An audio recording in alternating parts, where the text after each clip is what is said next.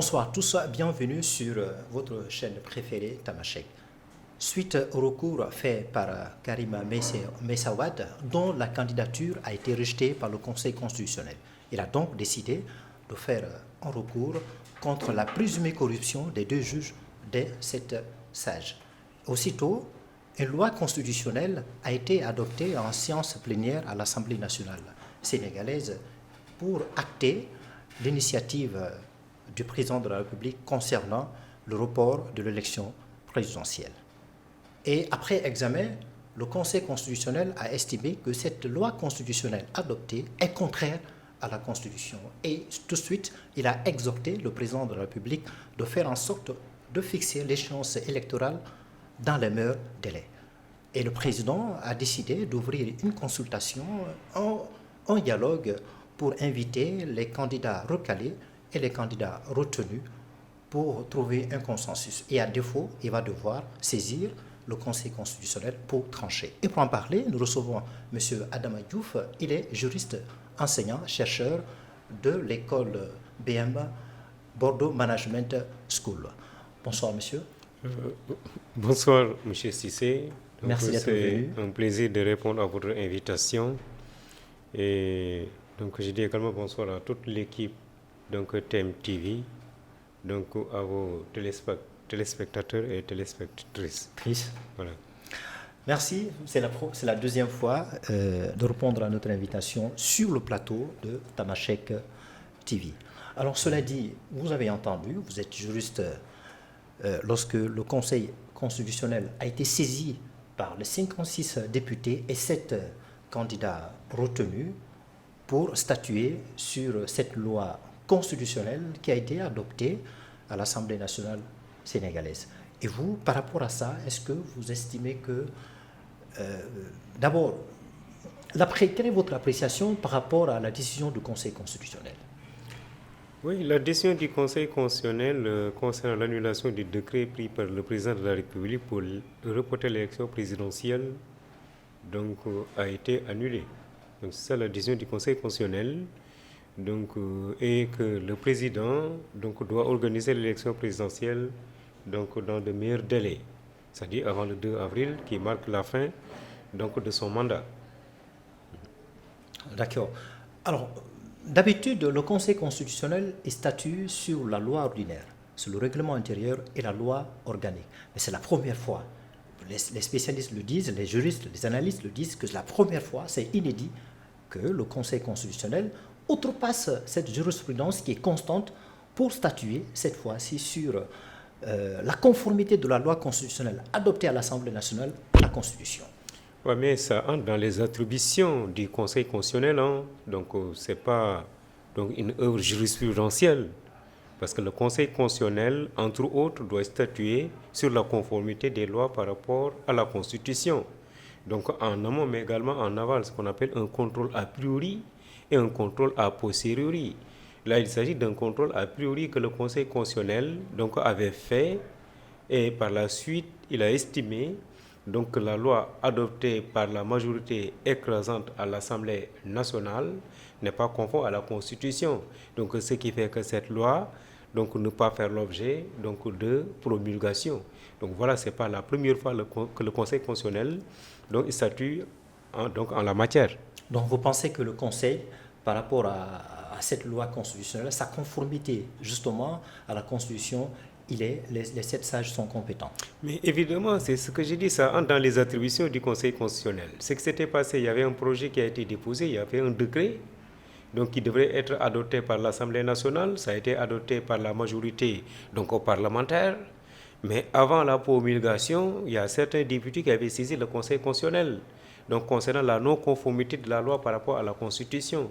Et voilà, après examen, le Conseil constitutionnel a estimé effectivement que le décret portant report de l'élection présidentielle est anticonstitutionnel. Donc ce qui fait qu'il a annulé et qu'il a donné au président de la République un message d'organiser l'élection présidentielle dans les brefs délais. Alors justement, le Conseil il a été saisi pour voir est-ce que la loi constitutionnelle elle est conforme à la Constitution, vous l'avez dit. Et par ailleurs, il y a aussi un décret qui a abrogé le premier décret qui avait convoqué le corps électoral. Et le juge a estimé à ce fait que ce décret-là n'est pas une base légale. Oui, parce que ce n'est pas un décret qui doit convoquer le corps électoral à une rencontre. Parce que je dis que le code électoral est très clair sur ça. Donc ça n'entre pas dans les attributions du président de la République, mais plutôt dans les attributions ici du Conseil constitutionnel, qui doit fixer en tout cas la date des élections, parce que la Constitution elle-même a prévu la date de l'élection présidentielle. Donc ça n'entre pas dans les attributions du président de la République de prendre un décret pour inviter le collège électoral ou bien le corps électoral. Alors vous voyez, M. Diouf, cette décision parallèle, la conformité de la loi constitutionnelle et la légalité de ce décret, pris par le président de la République pour reporter l'élection présidentielle initialement prévue le 25 février, le juge a estimé qu'elle n'a pas une base légale. Est-ce que ça rentre effectivement dans son domaine de compétence? Est-ce que cela ne relève pas plutôt du domaine de l'administration compétente, en l'occurrence la Cour suprême? Non, ce n'est pas la Cour suprême. Tout à l'heure, j'ai répondu à votre question. J'ai dit que le président de la République, en prenant un décret pour reporter l'élection présidentielle, un recours a été formé devant le Conseil constitutionnel. Ça entre dans les attributions du Conseil constitutionnel de vérifier la conformité de cette loi par rapport à la Constitution. La conformité aussi du décret. Oui, par rapport à la Constitution. Du décret, bien sûr, par rapport à la Constitution, parce que ça entre dans ses attributions. Et par la suite, le Conseil, après avoir fait un contrôle a priori, s'est rendu compte que le décret n'est pas conforme. Donc, il a annulé purement et simplement le décret. D'accord, mais monsieur Diouf, je vous rappelle que le décret, c'est une décision administrative. Donc, il y a ce qu'on appelle le recours pour excès de pouvoir.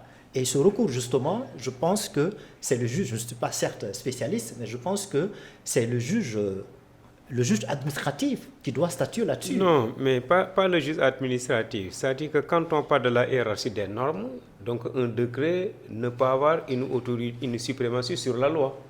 Donc c'est ça le problème fondamentalement. Il faut respecter la hiérarchie des normes. Donc ce qui fait que le décret n'est pas conforme à la Constitution, parce que la Constitution est la charte suprême, le texte fondamental. Donc voilà ce qui fait que le Conseil constitutionnel s'est rendu compte que ça entre dans ses attributions et il a annulé le décret purement et simplement. Alors très bien. Alors on a vu le président, non seulement il a été saisi pour vérifier la conformité de cette loi, constitution dont on a parlé tout de suite là, à la Constitution, mais aussi de fixer le calendrier électoral qui est un enjeu aussi très important.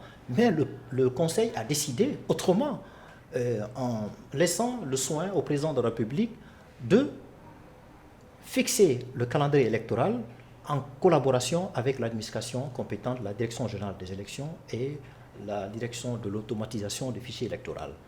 Est-ce que vous pensez que le juge aurait pu lui-même fixer le calendrier électoral? Ça n'entre pas dans les attributions du Conseil constitutionnel de fixer la date de l'élection présidentielle. Donc tout ce que le Conseil peut faire, c'est dire au président de respecter le calendrier électoral, et c'est le président lui-même qui doit fixer la date de l'élection présidentielle telle que prévue par le code électoral. Voilà tout ce que le Conseil constitutionnel peut faire, mais ça n'entre pas dans les attributions de dire que voilà, je fixe la date de l'élection présidentielle. Ça n'entre pas dans ses attributions. Donc il a pensé que ça, c'est un domaine réglementaire qui est réservé au président de la République. Effectivement, ça entre dans les attributions du président de la République. Mais tout ce qu'on peut retenir, le Conseil a dit au président de la République de fixer la date de l'élection présidentielle avant le 2 avril, c'est-à-dire qui marque la fin de son mandat, la fin de son quinquennat. Il y a aussi un aspect de sa décision, lorsque le Conseil, au moment de la rendu de sa décision, il a estimé que le calendrier électoral initialement prévu le 25 février était impossible. La tenue de ce calendrier était impossible. Et quelle est votre appréciation par rapport à ça? Mais c'est tout à fait normal, vu tout ce qui s'était produit ces derniers temps avec les recours. Et tout ça, il fallait pour le Conseil constitutionnel de statuer sur les recours, parce que vous n'êtes pas sans savoir que lorsque le Conseil constitutionnel avait sorti la liste des candidats retenus, il y avait des recalés. Il fallait au moins se régler des recours qui ont été soulevés devant le Conseil constitutionnel. Ce qui fait que techniquement, la date prévue le 25 février 2024 ne pouvait pas être respectée. Donc voilà donc, ce qui fait Est-ce que c'est là, parce que là, quand on entend certains disent, quand le Conseil constitutionnel dit que cette échéance-là était impossible de, pour qu'il se tienne, est-ce que cela laisse penser que, est-ce qu'on peut donner une interprétation en disant que possiblement le Conseil constitutionnel aurait demandé la reprise de tout le processus électoral? Non, là, ça n'entre pas dans ses attributions de demander à ce que le processus soit repris. Donc tout ce que le Conseil constitutionnel peut faire, c'est-à-dire peut dire à ce que le calendrier électoral soit respecté.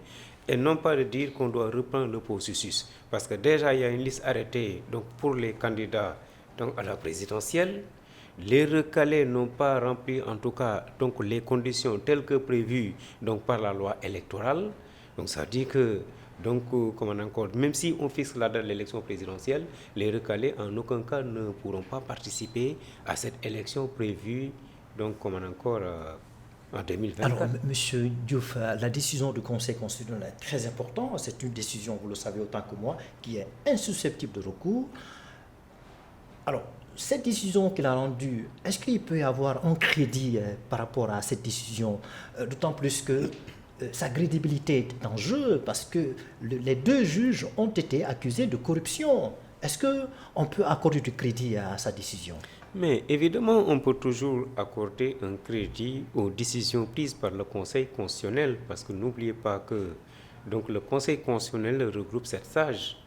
Même s'il y a 2 qui sont incriminés, donc là, ça ne remet pas en cause la crédibilité donc, du Conseil constitutionnel parce que c'est une institution.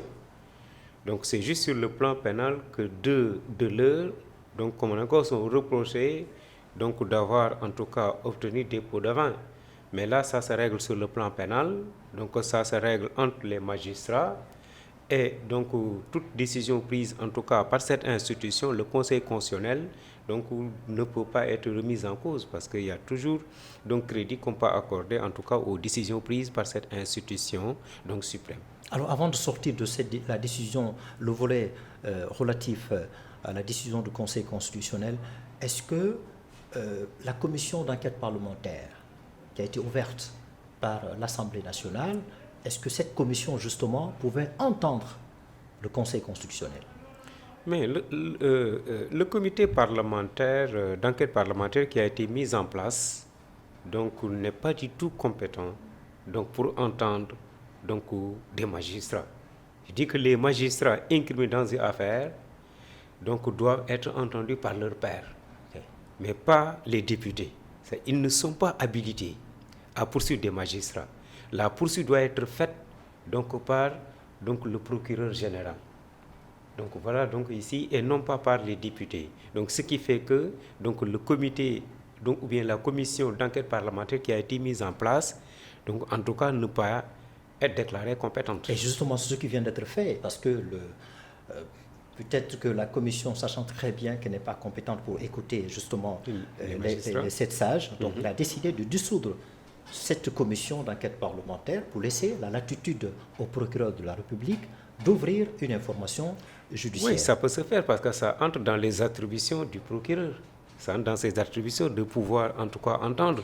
Mais donc sur le plan pratique, donc est-ce qu'un magistrat va poursuivre donc deux de leurs membres? Ça paraît un peu paradoxal parce que vous n'êtes pas sans savoir que souvent il y a ce qu'on appelle la solidarité de corps. Donc c'est ça donc, qui est un peu qui pose problème dans cette affaire. Et quel est le rôle du Conseil supérieur de la magistrature dans tout ça?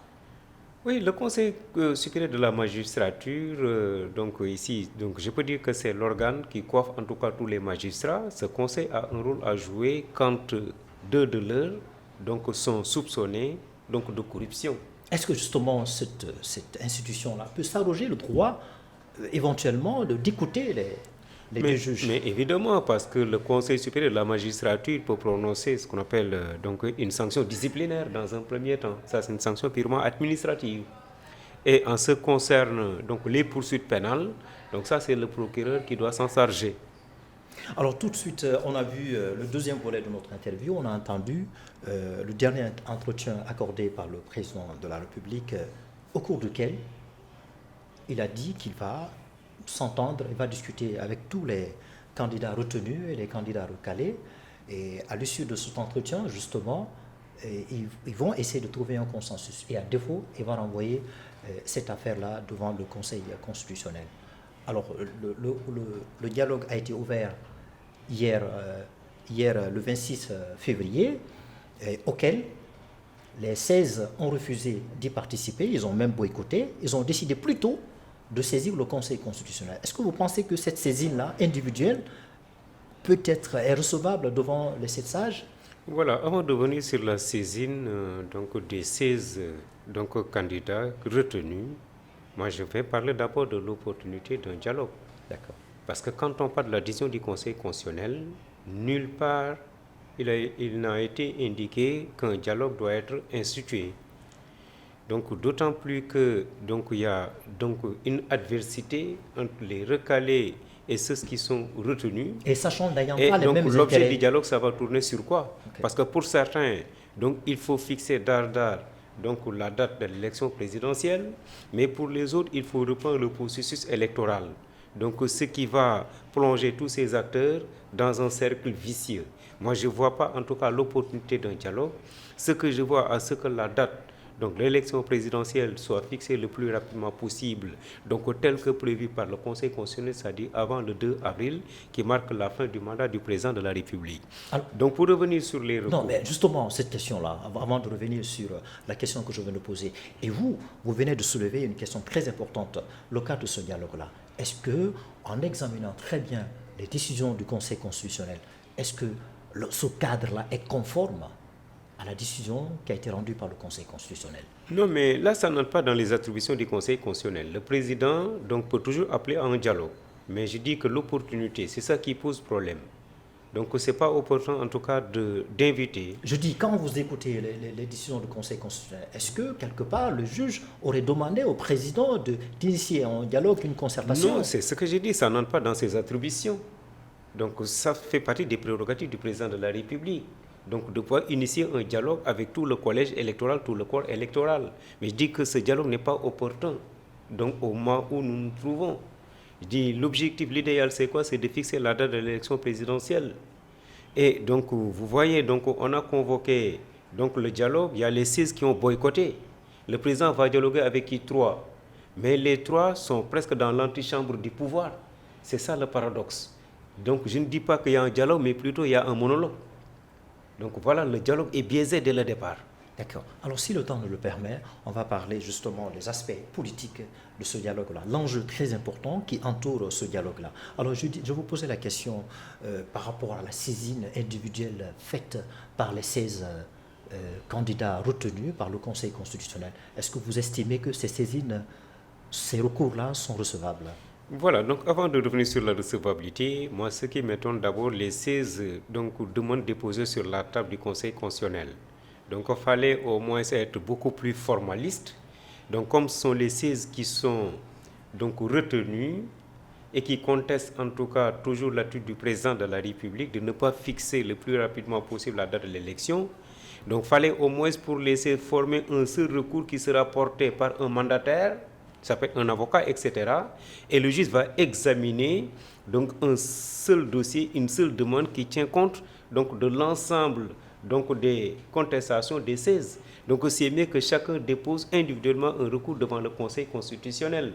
Parce que l'objectif ici l'objectif de ces recours, c'est quoi? C'est de dire au président de la République de fixer le plus rapidement possible la date de l'élection présidentielle. Donc voilà, c'est juste par rapport à la procédure.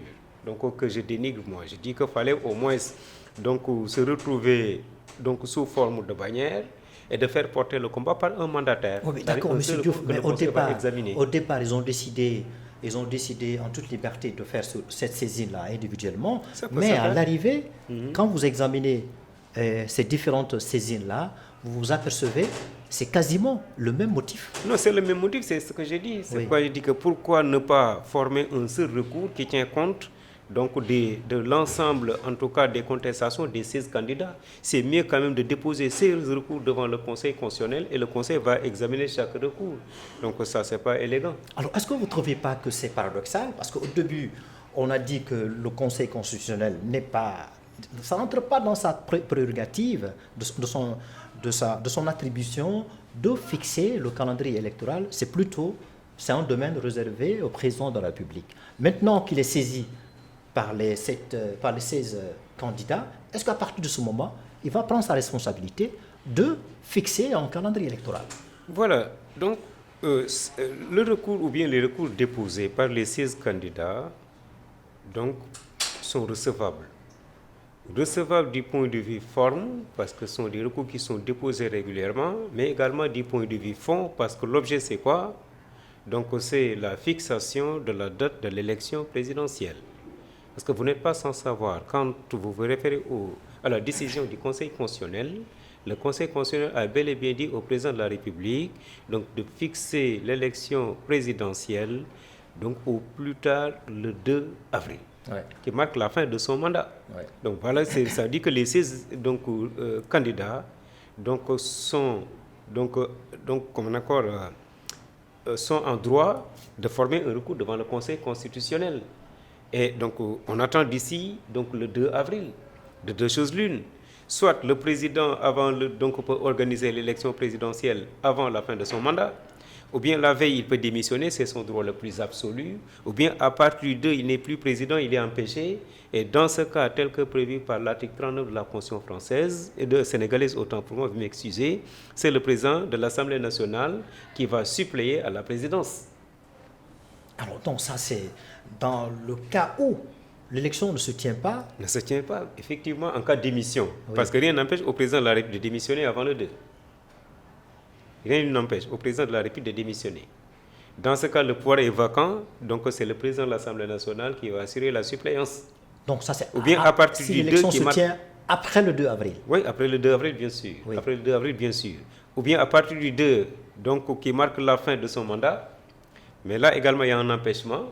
Parce que le pouvoir est vacant, c'est toujours le président de l'Assemblée nationale donc, qui va suppléer donc, à la présidence. Mais dans ce cas d'espèce, M. Diouf, ça serait inédit, historique. Non, mais pas inédit. Que l'Assemblée, le Conseil constitutionnel, constatant la vacance du pouvoir ou l'incapacité du président de la République de briguer son mandat, à partir de ce moment, il va jouir de sa compétence pour choisir, pour demander au président de la République, président de l'Assemblée nationale, d'assurer l'intérim. Oui, mais évidemment, c'est prévu par la Constitution. Je dis que le président peut rester là jusqu'au 2. Mais en théorie, mais dans les même faits... dans la pratique, même dans les faits, c'est tout à fait possible, c'est comme ça que ça se passe. Le président peut rester jusqu'au 2 qui marque la fin de son mandat. Mais si le président a refusé de se conformer à la décision du Conseil à ce Non, je dis qu'à partir de 2, il n'est plus président de la République, parce que la durée du mandat du président est fixée. Cette durée ne peut être rallongée ou diminuée. Donc la durée est fixée. À partir du 2, donc son mandat prend fin. Ce qui reste à faire, c'est le président de l'Assemblée nationale qui va suppléer, qui va jouer donc le rôle de suppléant. Alors quand la dernière fois j'ai écouté l'interprétation du juriste de Ndoye disant que même après le 2 avril, le président aura la possibilité de rester au pouvoir en attendant que son successeur arrive au pouvoir. Est-ce que cela est possible? Oui, parce que là, c'est prévu par l'article 36 de la Constitution, évidemment. En attendant, donc, de préparer son successeur. Mais, donc, là, on n'est pas dans ce cas d'espèce. Mais c'est un délai qui est délimité. Je dis que là, on n'est pas dans ce cas d'espèce. Là, ça suppose que l'élection se tient donc avant le 2 avril, c'est-à-dire le 25 février, tel que prévu. Mais tel n'est pas le cas. Il n'y a pas d'élection. Donc ça veut dire à partir du 2, le président, donc son mandat prend fin, le pouvoir est vacant, il y a un empêchement parce qu'il n'y avait pas une démission. Mais là, c'est le président de l'Assemblée nationale donc, qui doit assurer la suppléance. Mais c'est une possibilité, M. Diouf, à laquelle il faut émettre des hypothèses. Non, mais pas d'hypothèse. C'est ce qui est prévu par la Constitution. Donc si on avait fait l'élection le 25 février, mais le président de la République va toujours rester au pouvoir, donc jusqu'à l'installation donc de son successeur. Mais tel n'est pas le cas. Mais jusque-là, on est donc dans l'expectatif. Donc rien n'a encore été fait. Donc le président peut rester jusqu'au 2. À partir donc de pour le moment, c'est le conflit des doctrines conflit doctrinaire. Hein? Non, mais il n'y a pas de conflit doctrinaire. Donc les textes sont très clairs sur ça. Parce qu'on entend plusieurs interprétations différentes. Lesquelles? Et tout de suite là, ce que je disais, l'interprétation dont je vous Mais parlais. Doutoundoy, par rapport à son interprétation, donc ce qu'il a dit c'est très clair. C'est-à-dire si l'élection s'était tenue le 25 février 2024, mais à partir du 2 qui marque la fin du mandat donc, du président de la République, mais le président doit rester au pouvoir en attendant donc, l'installation de son successeur qui va prêter serment. Mais on n'est pas dans ce cas d'espèce. Si le président reste au pouvoir jusqu'au 2, son mandat prend fin, mais le pouvoir est vacant. Est-ce qu'il va continuer? Parce que ça, c'est anticonstitutionnel, parce que la Constitution est très claire. Le mandat du président de la République ne peut être rallongé ni diminué. Mais dans ce cas, on est en face d'un pouvoir vacant. Je dis qu'en cas de démission, d'empêchement ou de décès, c'est le président de l'Assemblée nationale donc, qui va assurer la suppléance. Ça, c'est l'article 39 de la Constitution sénégalaise. Alors, maintenant, d'accord. Tout de suite, je vous ai posé la question sur la saisine individuelle faite par les 16 candidats. Est-ce que vous pensez que le juge va donner un gain de cause justement à cette saisine-là? Mais évidemment, c'est ce que j'ai dit tout à l'heure. Ils sont dans le droit de saisir le Conseil constitutionnel parce que jusque-là, le président n'a pas donc, édifié, en tout cas l'opinion, donc sur la tenue exacte de l'élection présidentielle. Donc le recours donc, peut être déclaré recevable. L'objectif de ce recours, évidemment, c'est... Mais l'objectif, c'est la date de l'élection présidentielle. Oui, justement. Est-ce que justement, le juge va se décider de fixer... Non, ce n'est pas au juge de se substituer aux prérogatives du président de la République. Mais je dis que donc, la décision du juge est très claire. Que va-t-il Le président faire? a un délai. Mais on attend le 2. Le président a la possibilité de fixer ça avant le 2 avril. Parce qu'il a toujours le temps. Mais à partir du 2, son mandat prend fin. Mais ce n'est pas au juge constitutionnel qui va se substituer donc, aux prérogatives, au pouvoir du président de la République. Ça n'entre pas dans ses attributions. Donc voilà donc, tout ce que le juge constitutionnel peut faire. Il y a un délai qui est là. À partir du 2, il n'est plus président de la République.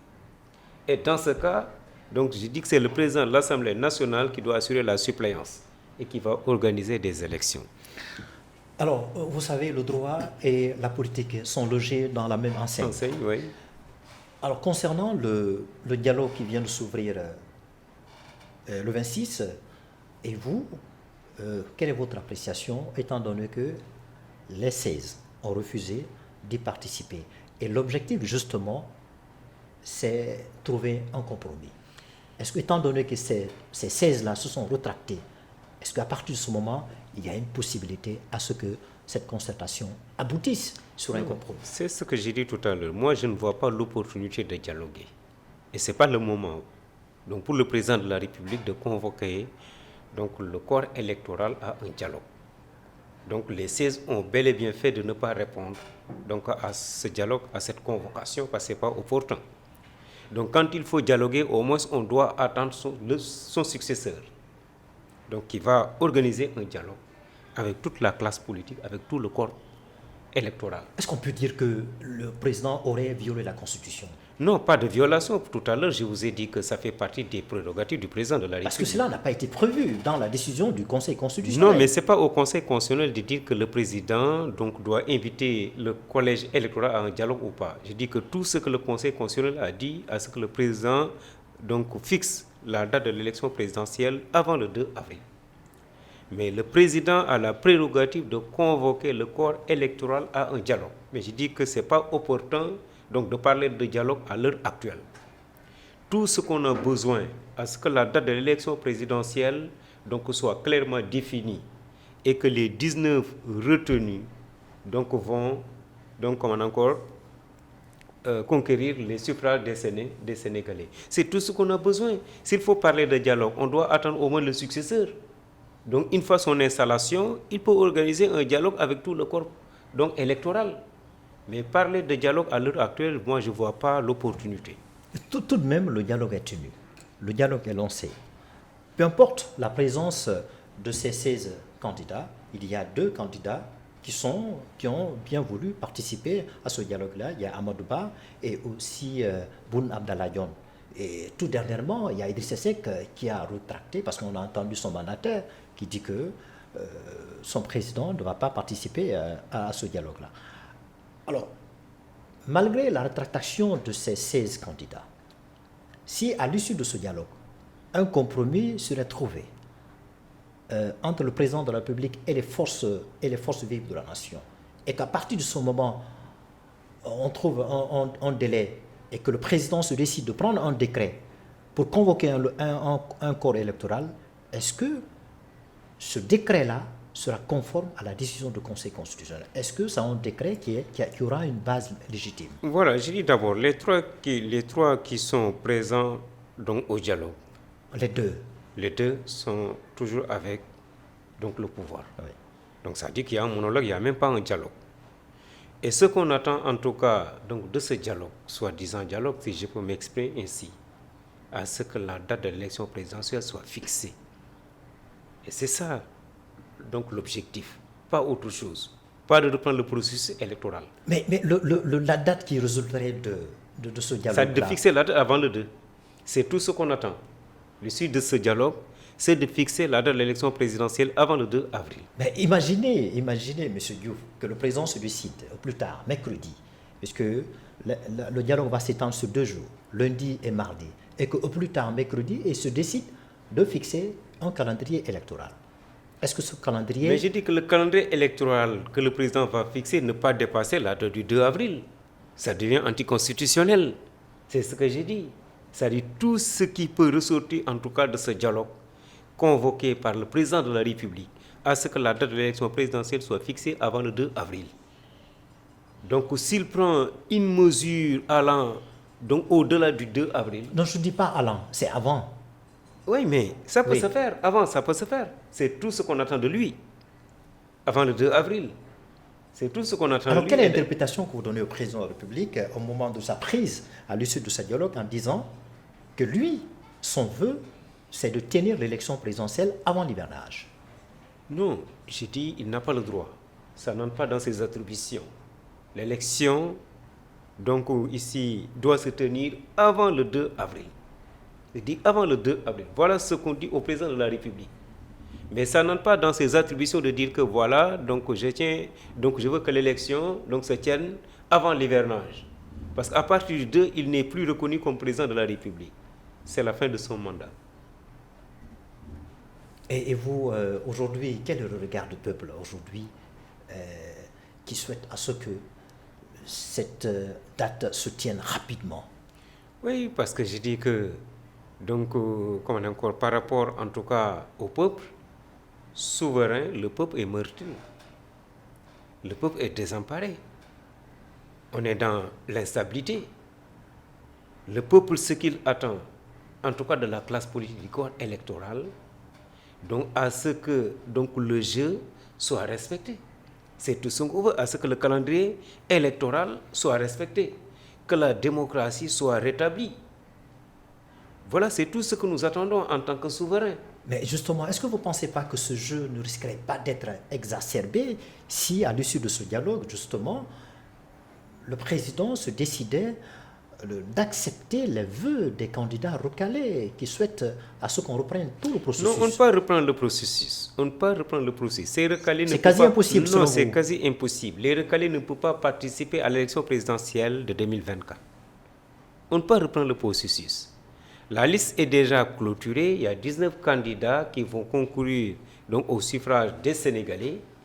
Les autres sont des recalés. On ne peut pas reprendre le processus. Mais leur motif, l'heure actuelle, c'est la fixation de la date de l'élection présidentielle. Mais les motifs qu'ils invoquent est très important. Ouais, parce que là, ils parlent des juges. Mais j'ai dit, quels que soient les motifs invoqués, du moment où le Conseil constitutionnel déjà a rejeté leur dossier pour non-conformité, mais le Conseil ne peut pas revenir sur sa décision parce que les décisions du Conseil constitutionnel ne sont pas susceptibles de recours devant une haute juridiction. Donc voilà ce qui se passe. On ne peut pas reprendre le processus électoral. Donc on a établi la liste des 19, mais ce sont ces 19-là qui vont concourir les suffrages des Sénégalais. Les recalés vont attendre donc la prochaine élection présidentielle, mais pas l'élection présidentielle donc de 2024. Malgré les éléments qui font entorse à ce processus de parrainage, on a vu, il y a certains parrains, certains Sénégalais qui ne figurent pas sur le fichier électoral.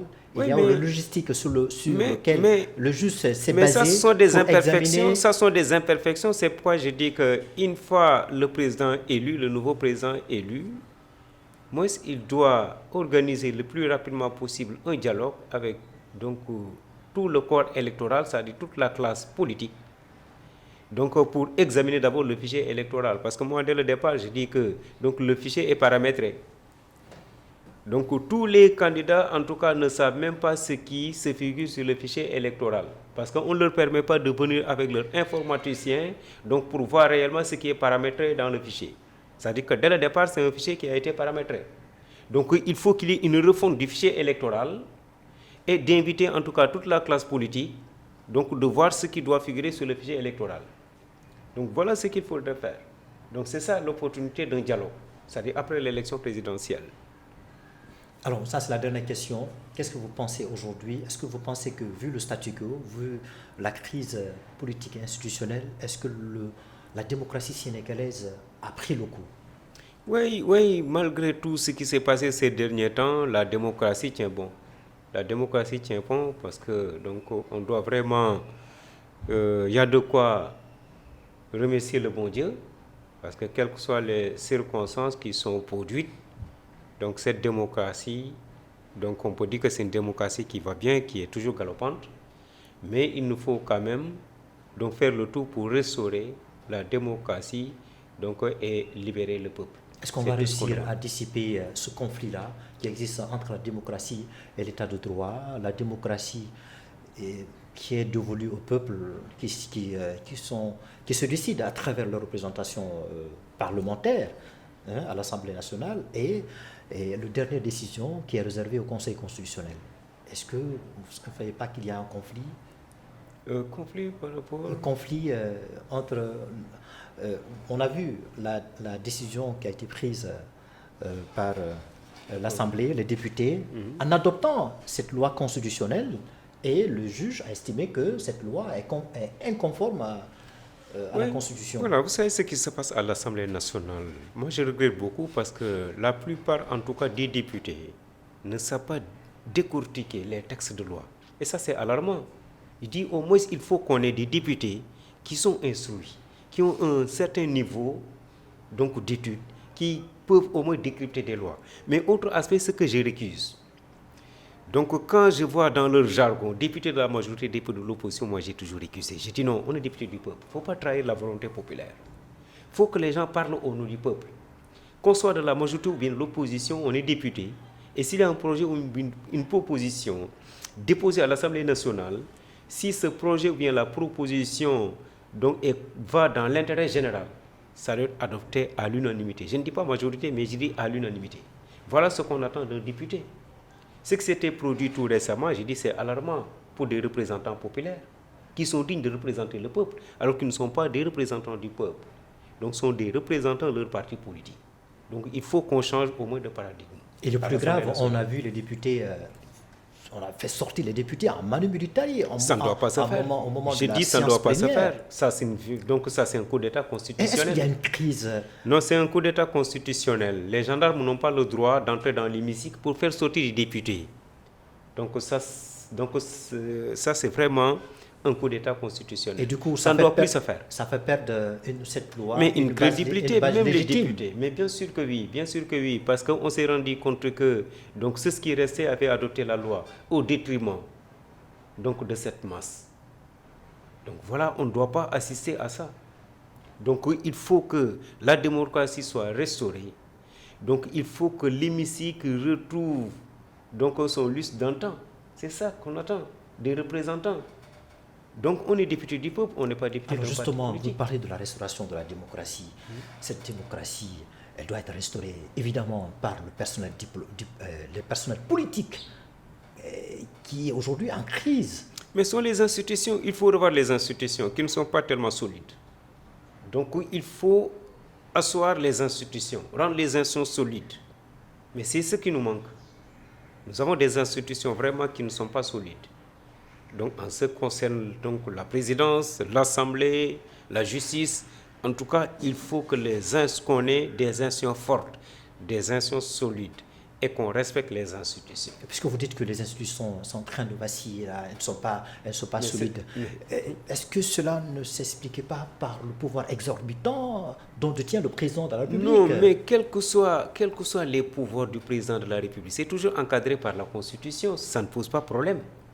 On peut donner donc tous les pouvoirs au président, mais n'empêche que l'exercice de ces pouvoirs est toujours encadré par la Constitution, c'est tout ce qu'on demande. Alors, monsieur Diouf, merci d'avoir été notre invité sur le plateau de Tamashek TV pour parler justement de la loi constitutionnelle qui a été adoptée à l'Assemblée nationale pour voir si elle est conforme justement à la Constitution sénégalaise. Merci encore une fois d'être venu sur notre plateau. Alors, dans cet après-midi, j'ai eu le plaisir et l'honneur de recevoir M. Adama Diouf. Il est enseignant, il est juriste, il est chercheur à l'école Bordeaux Management School. Avec lui, évidemment, on a discuté autour de cette loi constitutionnelle qui a été adoptée en séance plénière à l'Assemblée nationale sénégalaise. Et du coup, le Conseil constitutionnel a estimé que cette loi est contraire à la Constitution. Vous avez entendu le point de vue de Adama Diouf par rapport à cette décision très importante. Merci de nous avoir poursuivis et le programme se poursuit sur votre chaîne Tamashek TV.